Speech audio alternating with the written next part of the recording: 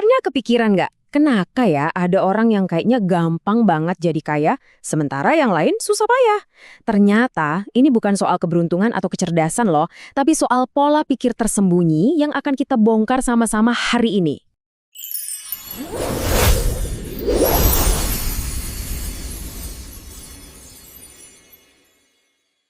Kuncinya ada di ide dari seorang pengusaha, Leila Hormozi. Dia bilang, kesuksesan finansialmu itu bukan ditentukan oleh keadaanmu, tapi oleh pola pikirmu. Dan hebatnya, transformasinya itu bukan karena dia punya rahasia khusus loh, tapi karena dia berhasil mengatasi beberapa keyakinan yang membatasi yang ternyata juga menghambat kebanyakan dari kita. Oke, yang pertama, dan ini yang paling dasar banget, adalah apa yang disebut naskah uang atau manuskrip kamu. Cerita di alam bawah sadar tentang uang yang kamu pelajari waktu kecil. Nah, naskah ini menurut para psikolog keuangan itu yang ngatur semua perasaan dan keputusan kita soal cari uang, belanja, dan nabung. Bener-bener ngontrol semuanya. Para peneliti nemuin ada 4 tipe utama. Coba deh, sambil aku sebutin, kamu cek sendiri kira-kira kamu yang mana nih. Ada si penghindar uang, si pemuja uang, si status uang, dan si waspada uang. Bahkan Hormozi sendiri ngaku loh, dia itu tipenya waspada uang. Ini yang bikin dia cemas dan nggak mau belanja, padahal waktu itu dia udah kaya banget. Nah, ini bagian pentingnya. Kamu itu bisa mengubah naskahmu. Caranya, dengan cari tahu dari mana asalnya, terus secara sadar tulis ulang naskah yang baru, yang lebih memberdayakan. Oke, yang kedua. Yuk kita bahas soal batas tak kasat mata yang mungkin kamu pasang di penghasilanmu sendiri. Hormozi menyebutnya plafon kekayaan. Gini loh maksudnya, konsep dirimu itu bekerja kayak termostat AC. Dia bakal jaga penghasilanmu di level yang menurut alam bawah sadarmu pantas kamu dapatkan. Jadi kamu bakal secara nggak sadar nyabotase peluang, atau malah bikin stres sendiri biar balik lagi ke suhu keuangan yang menurutmu pas. Jadi kalau kamu merasa pantasnya dapat $100.000, ya secara nggak sadar kamu bakal ngelakuin apa aja biar tetap di angka segitu. Dapat lebih, duitnya dihabisin. Dapat kurang, kamu stres sampai balik lagi ke angka itu.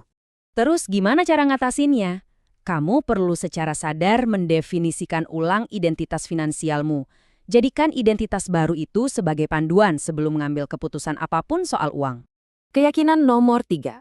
Ini sering banget jadi salah paham, yaitu soal apa sih yang sebenarnya bikin kaya, bedanya aset dan liabilitas.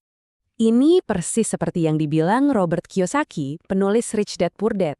Katanya perbedaan ini tuh segalanya, penting banget. Gini deh simpelnya, aset itu masukin duit ke kantong kamu, sementara liabilitas itu ngeluarin duit dari kantong kamu. Udah sesimpel itu. Dan sayangnya, banyak banget orang yang ngabisin hidupnya buat beli liabilitas kayak mobil atau barang mewah. Terus heran, kok gue nggak kaya-kaya ya? Nah, sekarang kita masuk ke dua emosi yang kuat banget dan saling berhubungan yang bisa menyabotase keuanganmu. Rasa kurang dan takut kehilangan. Kita itu secara alami otaknya di-setel buat mikir serba kurang. Tapi kabar baiknya kita bisa loh melatih diri kita buat punya pola pikir berkelimpahan, beralih dari yang tadinya cuma melindungi, jadi menciptakan. Contohnya Hormozi sendiri, dia nekat ngelawan rasa takutnya itu. Bayangin dia bayar pelatih $40.000 sebulan, padahal pemasukan perusahaannya waktu itu cuma $50.000 sebulan. Hasilnya, dia berhasil jual perusahaannya jutaan dolar. Nah, ini yang menarik banget. Ada penelitian psikologis yang nunjukin kalau rasa sakit karena kehilangan itu, secara psikologis, rasanya 2 kali lebih kuat daripada senangnya dapat sesuatu dengan nilai yang sama. Cara ngatasinya, coba deh ubah cara pandangmu. Anggap setiap kerugian finansial itu bukan kegagalan, tapi biaya kuliah buat dapat pelajaran berharga. Dan keyakinan terakhir yang perlu diubah adalah apa yang disebut jebakan waktu. Ini adalah gagasan yang keliru yang kalau kita bisa atasi, benar-benar bisa nulis ulang cerita keuangan kita. Intinya gini, orang kaya itu sadar banget kalau aset mereka yang paling berharga itu waktu, bukan buang. Makanya, mereka pakai uang buat beli lebih banyak waktu dengan bayar orang lain ngerjain tugas yang bisa didelegasikan. Oke, sekarang tantangan buat kamu. Coba deh hitung, berapa nilai sejam waktumu. Terus, pilih kali 1 aja dari semua pola pikir yang kita bahas tadi dan mulai praktekin minggu ini untuk secara aktif menulis ulang keyakinan itu.